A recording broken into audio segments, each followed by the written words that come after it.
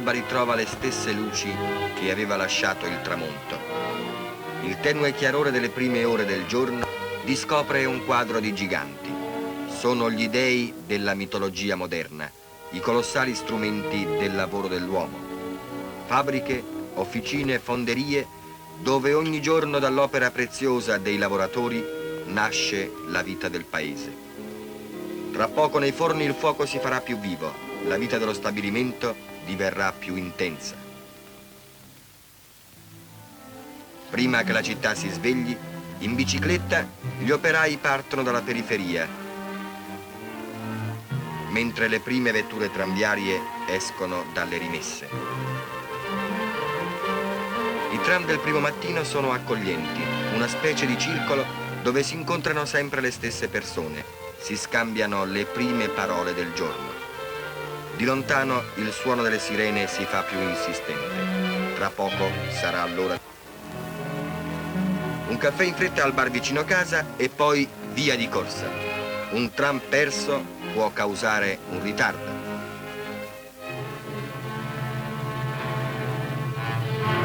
Questa è la loro casa per la maggior parte della giornata. Lunghe ore passate nel turbinare pericoloso delle macchine, nell'atmosfera fumosa dell'officina, tra i bagliori accecanti dei forni e delle fonderie e lo scatenarsi dei magli che preparano e modellano l'acciaio. Non meno duro è il lavoro degli operai addetti all'edilizia. Si piantano le fondamenta dei nuovi edifici che ridaranno volto e possibilità di vita alle città.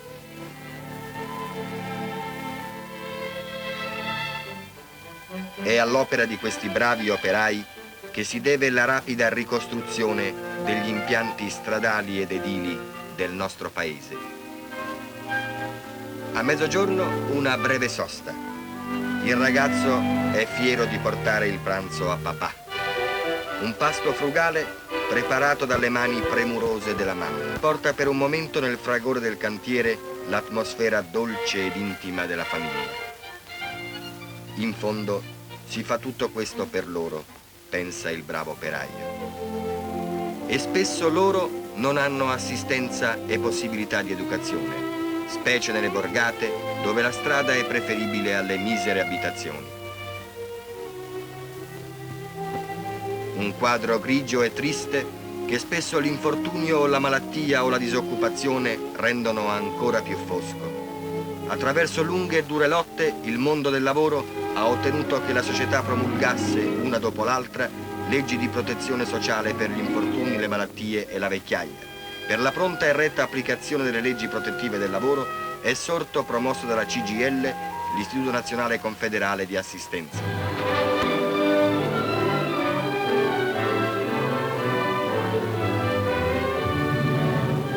Il linguaggio realistico delle cifre è la migliore documentazione dello sforzo che l'Istituto compie per portare ovunque la sua opera di patronato. L'organizzazione amministrativa e sanitaria comprende 92 uffici provinciali che si valgono della collaborazione fornita da 3.500 corrispondenti comunali.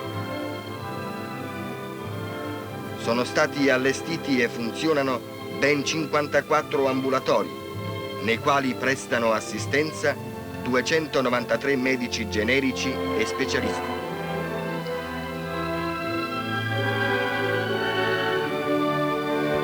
L'opera dell'Istituto si estende con provvide iniziative anche alla tutela fisica dell'infanzia, attraverso assidue cure e bene organizzate colonie.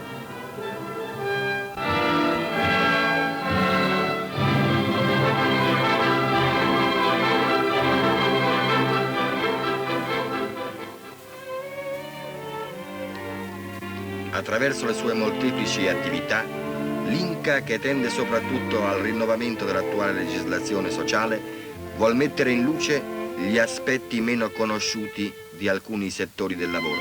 Molti degli spettatori che assistono in questa sala alla proiezione di un film non sanno forse quale mole di lavoro e spesso quali pericoli comporti la sua realizzazione. L'opera delle masse artistiche, dei tecnici e delle maestranze cinematografiche non è meno pesante e rischiosa di quella dei lavoratori di altre industrie. Nella luce accecante dei riflettori, il lavoro preparatorio è lungo e meticoloso. L'atmosfera nello studio dove si gira è sempre piena di tensione. Occorre controllo di se stessi in ogni istante. Uno sbaglio potrebbe compromettere seriamente il lavoro già fatto. Una scrupolosità cronometrica.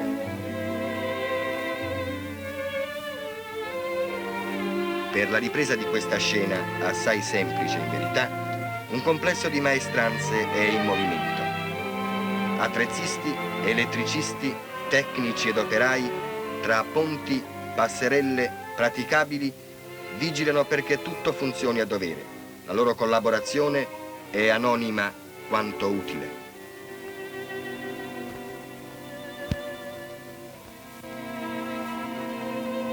All'esterno dei teatri di posa si preparano dei grandi complessi scenografici. L'avvio ai lavori è dato da maestranze specializzate per la costruzione di particolari strutture in legname. Per la messa in opera degli ambienti bisogna rifarsi il più possibile alla realtà. Per una scena che dura sullo schermo pochi minuti o addirittura pochi secondi, occorrono mesi e mesi di lavoro intenso e spesso pericoloso. Ma, come ormai dimostrano i giudizi unanimi, le maestranze italiane sono famose per l'accuratezza del loro lavoro.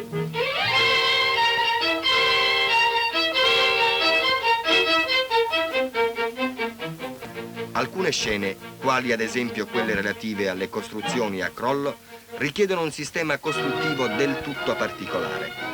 Un architetto ha disegnato su di un grafico il punto di frattura, ed eccoci alla scena del crollo. Mediante questo speciale espediente, degli operai provocheranno il precipitare rovinoso di un tetto.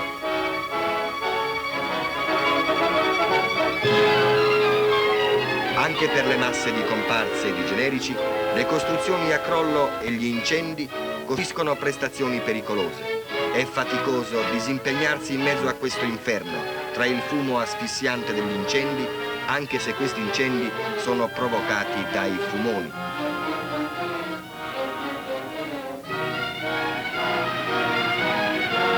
Ugualmente pericolose sono le prestazioni per quelle scene che poi sullo schermo gli daranno più efficace il senso della realtà del dramma.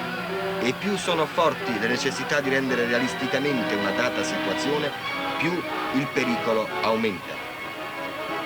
Queste sono botte vere e voli autentici, così come non è certo uno sport cadere da cavallo.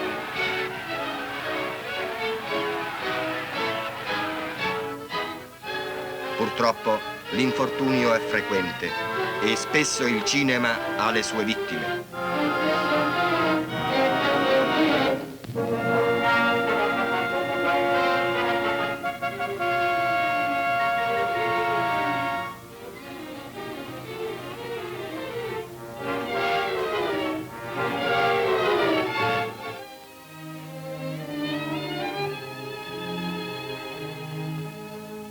Tuttavia, la scarsità del lavoro fa sì che una folla di comparse, ogni qualvolta un film richieda scene di massa, facciano lunghe code davanti ai cancelli degli stabilimenti.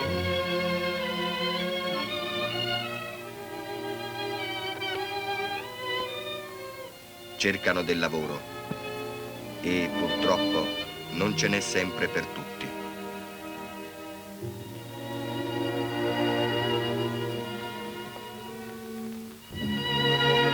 Le attese sono lunghe, estenuanti, ma la necessità di poter tornare la sera a casa dopo aver guadagnato il necessario per la giornata li costringe a sostare lungamente davanti ai cancelli ormai chiusi. Questo non è che l'aspetto di un particolare settore di lavoro. Esso non riguarda che alcune migliaia di persone, ma questa è la triste realtà per larghi strati di lavoratori italiani. La disoccupazione, l'insufficiente assistenza sociale di lavoratori tutti rendono indispensabile e urgente la riforma previdenziale, il cui progetto è già stato redatto da quasi 2 anni da un'apposita commissione ministeriale a tutela dei lavoratori viventi ed indipendenti. Queste immagini vogliono essere un appello affinché i problemi enunciati siano affrontati e finalmente risolti.